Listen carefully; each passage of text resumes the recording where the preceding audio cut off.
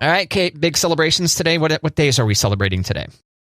Not too many. We've got National French Toast Day. Oh. And Cyber Monday. It's always the Monday after Thanksgiving. That's a big one. Yeah. French toast. Get you some French toast. And then Cyber Monday. Are you going to celebrate Cyber Monday? You going to shop some? I might. During the show, mostly? Probably not during the show. Tap, tap, tap. I might peek at my email, see if I've got any deals. Ever since Thursday at noon, I've been getting bombarded about Black Friday, small business, Cyber Monday deals at all my favorite retailers. So I did do a little clicking over the weekend. I might click a little bit more today. And then Purple Thursday is incoming. I just made that up. But watch out. It might actually be a thing. Okay. I'm like, wait a second. I don't know anything about Purple Thursday. I'm going to try to not go in there. Into my inbox, I guess is what that means.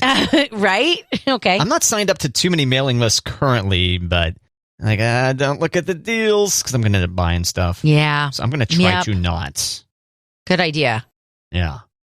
And we'll report back tomorrow on the various different mistakes we might have made. Right. Celebrating Cyber Monday. Thanks, Kate. Yeah. So you worried about your dog getting fat over the holidays, Kate? The thought has come across our minds. Yeah, we've talked about it a little bit. Okay. She could gain some pounds. Why do you think she might gain some weight over the holidays? Well, she could stand to gain some pounds. Oh, okay. So you're not worried about your dog becoming obese. Right. Your puppy is now, 8 months old? No, she is 11 months old. Wow, they grew up so fast, huh? I know, but we got her, we had to get her groomed and she was shaved and now she's skinny and cold. So I feel like if we give her some table scraps, she'll stay warm when she goes outside. There you go. And for those of our listeners who aren't looking to plump up their dog, right? Because this dog's still how much longer until this dog's like fully grown? I don't know. The vet said she could be fully grown at 4 years. So, oh wow, okay. But she was also the runt, so maybe she's not going to get really that much bigger. Oh, the runt of the litter. Mm-hmm. That's what that means. Okay, the reason I bring this up, I was reading this article on St. Joe Post, and this person that works at K-State, like a K-State veterinarian, talking about people's dogs getting all plump over the holidays because people can't resist giving the dog the table scraps. Right. You know, they're just staring at you while you're enjoying your turkey and gravy and stuffing and all the other various things. And like, come on. Looking at you with those puppy dog eyes. Yeah. Those literal puppy dog eyes. That's where that phrase comes from, right? Mm-hmm. Mm-hmm.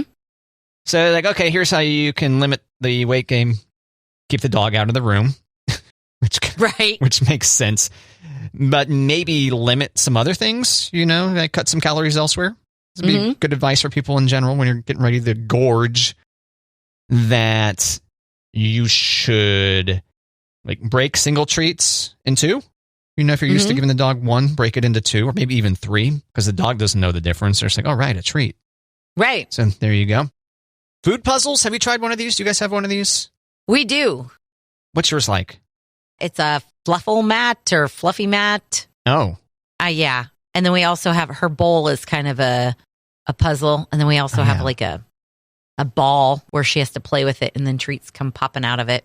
Yeah, I was reading about one of these mats. So you what do you do? Smear peanut butter on it or sprinkle dog food in there? Or okay, so there's lots of different ones. The silicone ones where you can spread peanut butter on there and then freeze it or not freeze it. Or you could put mashed bananas on it and then freeze it. Interesting.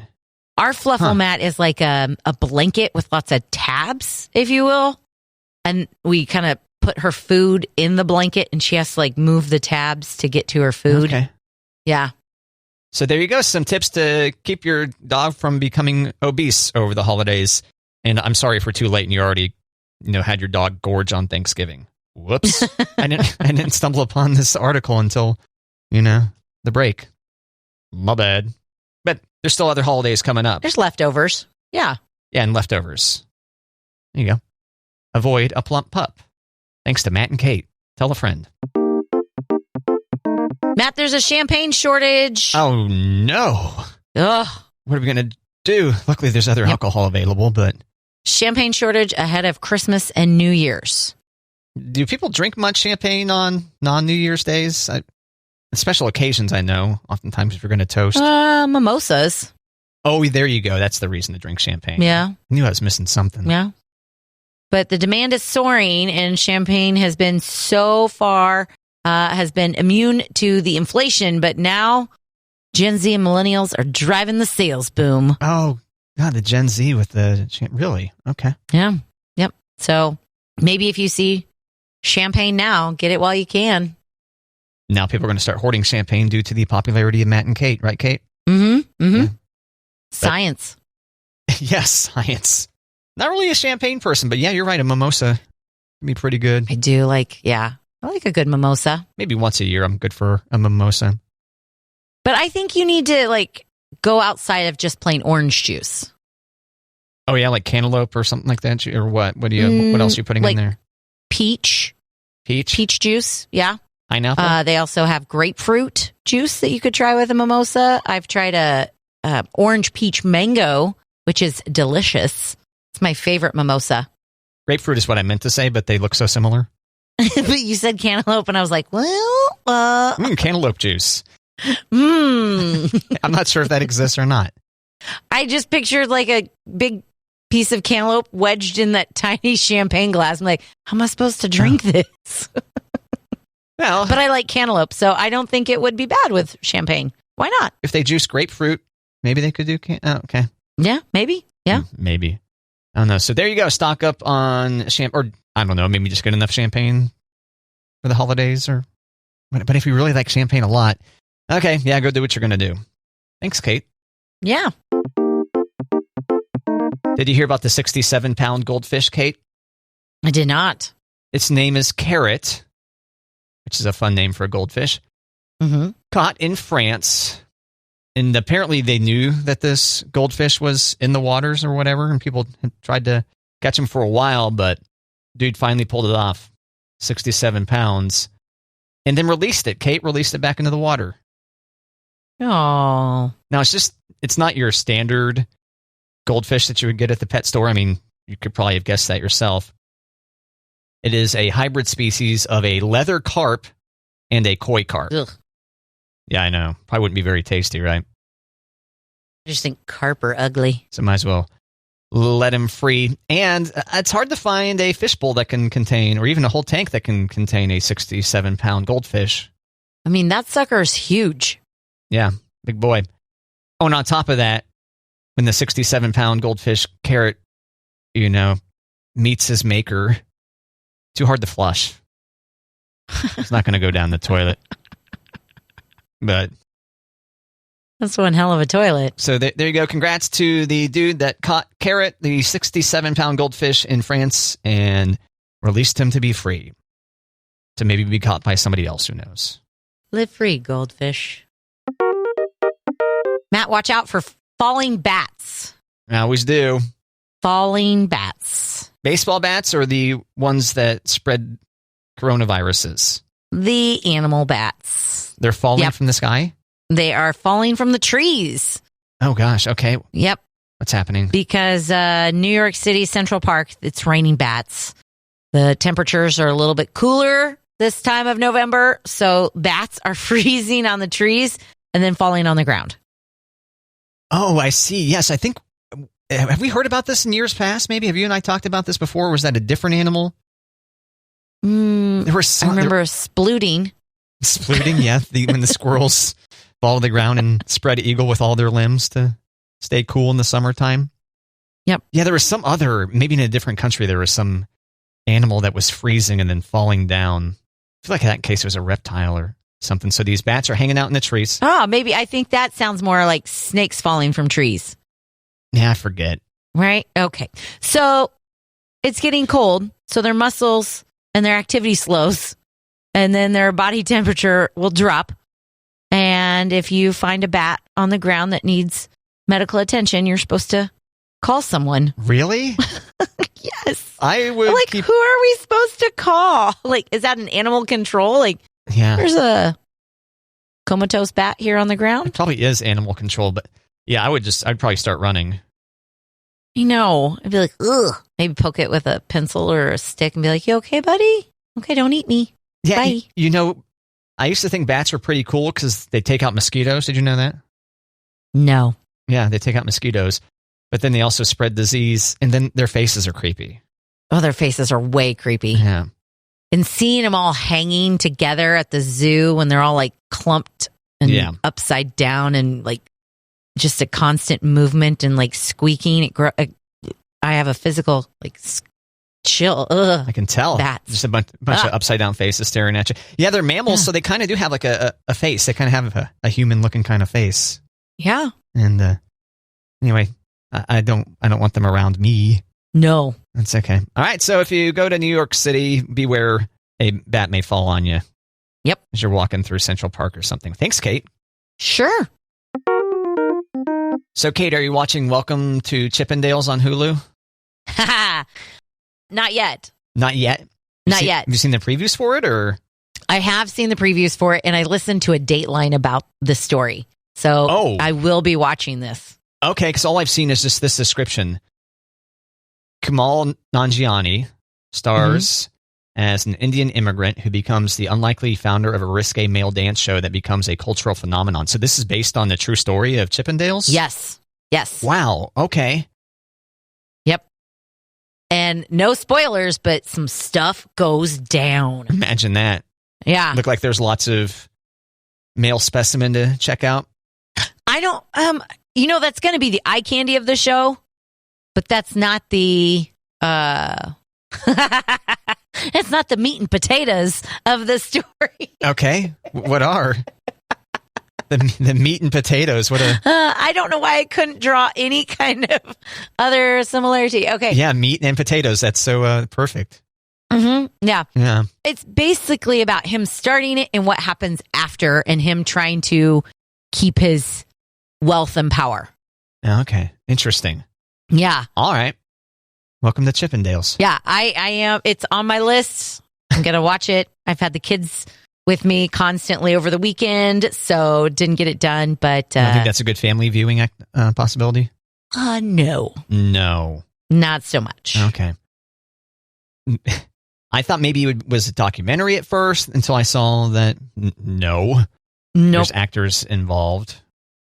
Interesting. And then it reminded me of the old SNL sketch with Patrick Swayze and Chris Farley. Oh, and Chris Farley. Yeah. Yeah. It's like, oh man, it's such a tough decision with both you guys and your great dancing, but we're sorry, but his body is just so much better than yours. Isn't his name Barney in the skit too? Maybe. That sounds kind of familiar. I think so. It's something like, oh, Barney, we're so sorry. Yes. Yeah, Kevin Nealon is one of the judges. Mm-hmm. Oh, I forget the woman's name. Maybe Mike Myers. Is he one of the judges? Maybe. I don't know. There was a woman there too. Nora Dunn? No. Okay. Who was it? Jan Hooks. I think so. I think that's right. Okay. Chippendales bit SNL. You're right. Chris Farley named Barney. Good job. Patrick Swayze plays Adrian. I was going to say Adrian. Yeah. Wow. I'm impressed, Kate. I mean, I don't know what I did yesterday, Matt, but I'm going to be able to pull that out. Yep. And you were right. Mike Myers is one of the judges as well. Okay. And then Jan Hooks. Is that right? Yep. Wikipedia. Good job, Kate. Thanks. You're welcome. There's going to be a Christmas vacation beer. Okay. Yeah, yep. We watched Christmas Vacation last night, and I stumbled across this article this morning. Brewdog Brewery is celebrating the holidays with a Christmas Vacation beer. It's a pecan toffee stout. Okay. And it's called It's a Beaut. I do love a stout, so that could be good. Yeah. This beer has hints of fudge, nuts, and vanilla, and alcohol by volume of 7.5%. You can get it online. But no hints of Randy Quaid?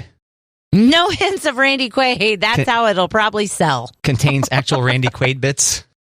It's a Beaut. Clark? Yeah. No craziness from Quaid up in that beer. Hopefully. Hints of Quaid. Yeah. That sounds good. Thanks, Kate. Yeah. Brewdog Brewery. It's a Beaut. Did we talk about cargo pants being back, Kate? Did we talk about this? No, did we? I feel like we talked about cargo pants somewhat recently, but I forget the context. So cargo pants are back. Cargo pants are officially back. Yeah. You got the newsletter?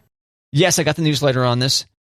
No, so apparently they were talking to Abercrombie's CEO, who said, cargo pants sold quite well during back to school. We didn't have enough. Interesting.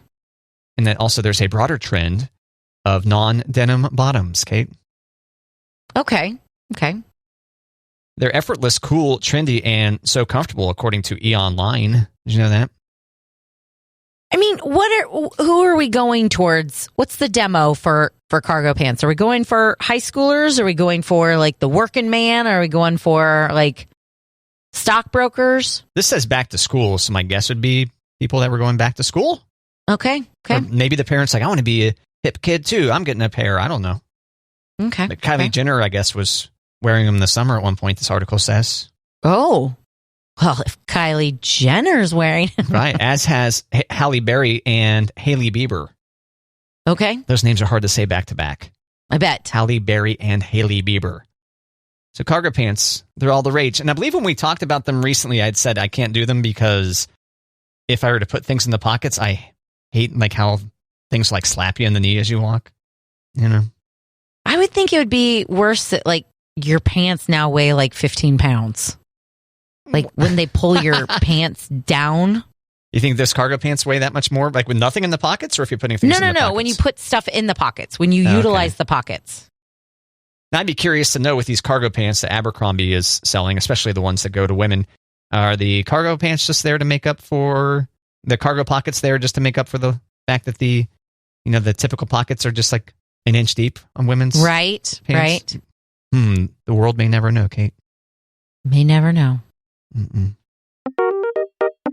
Matt, have you ever bought a used TV? A used TV? Yep. No, I've gotten one for free before, but I've never bought a used TV. Why? Okay. Well, this guy thought he was getting a hella good discount from a TV store, a secondhand store. It's a flat screen TV. He's like, yes, this is fantastic. He brings it home, and it was a McDonald's menu board. Nice. Which I don't know how that would get donated anyways, but... Yeah, well, I guess a franchisee could have taken it down and then donated it there.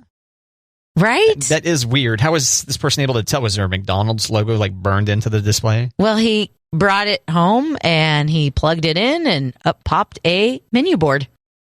Ha! It's like the menu is built into the actual display. Right. Like there's a dongle sticking in there or something. Weird. Yeah. So what do you do with it? Right? You just leave it up for nostalgia? I would. I'd put that in the garage. That's exactly where I thought I would put it, in the garage. Have a McDonald's menu board there. Can't watch the game, but you know how much you can get a cheeseburger. Yeah. I wonder if there's a button to flip between lunch and breakfast. I would think there would be. Oh, that'd be cool. Yeah. Nice. Well, I'm jealous, I gotta say. I know. Damn it. I know what to get you. Maybe. Yeah, I know what to get me for Christmas. McDonald's menu board. McDonald's menu board. All right. Headed to the man cave. Or do you say garage? Maybe not your deck. Yeah, I mean, I've got a TV on the deck. Okay. Which I'm fine with it being destroyed by the winter whatever elements, seasonal elements. But I don't know if I want to put my limited edition McDonald's menu board TV out there and expose it. True. Yeah. Yep. And I think a lot of places aren't even taking TVs like that anymore. A lot of secondhand stores. Like, don't give us your garbage. Get out of here. Come on. Chew now. Chew. All right, Kate, do you know what sittervising is? Sittervising? Sittervising. Yes, all one word, SITTERVISING. It's also been used as a hashtag, I guess. Is it where you can answer questions from babysitters? Hey, is it okay if I do XYZ? Yeah, that's totally cool. No, so it's like supervising and babysitter mushed together, I guess. Okay. Is my guess here, just based on the context of this article. And back in our day, Kate, I think this just used to be called kids playing. but now it means parents not feeling the need to hover as their kids play or to help the kids solve a problem or whatever. Let them play with their Lego and construct their own deal so that they can learn on their own and stop being such a hover parent. I just found it interesting that this necessitated the whole article. Let the kids go play unsupervised as well. Go play with their friends. They need to figure out interpersonal relationships, stuff like that. Right. But yeah, back in my day, you could get on a bicycle and ride around with your friends in the neighborhood with no adults around. Right. It was wild. A different time. It was a different time for sure. I'm getting emotional, in fact. So there you go, dear listener. There's research that says the kids should play on their own sometimes. You should still be around. That's why the sitter part's in there, the sittervising. You can still be around so that if they have a question, they can know that they can at least ask you when needed, but you don't need to feel the need to jump in and help with every little task or puzzle they're working on. I feel like that's kind of my parenting style for when they have friends over. Like, you guys go do your thing. I'm here in the house. Don't light anything on fire. No. Sounds healthy to me, and I figured a lot of people were that way, but once again, if there's a whole article, why letting your kids play alone feels like a revelation to modern parents. And they also point out the activity of digging in the dirt. Ugh. That's fine so long as you're not messing up the grass, I think. Right. Or tracking it into the house. That was my next part. Yeah. Or ruining your clothes. Right. I don't want this to turn into a Tide commercial. Right. Be careful out there. Matt, I've got a punny for you. All right, a punny. This is Kate's word for a joke, and I get to guess what the punchline is. Yeah. All right. Come at me. Why did Humpty Dumpty love autumn? Why did Humpty Dumpty love autumn? Well, leaves fall in autumn. Humpty Dumpty fell off a wall in autumn. Make like a tree and leaf? I give up. What's the answer? Matt, I'm so disappointed.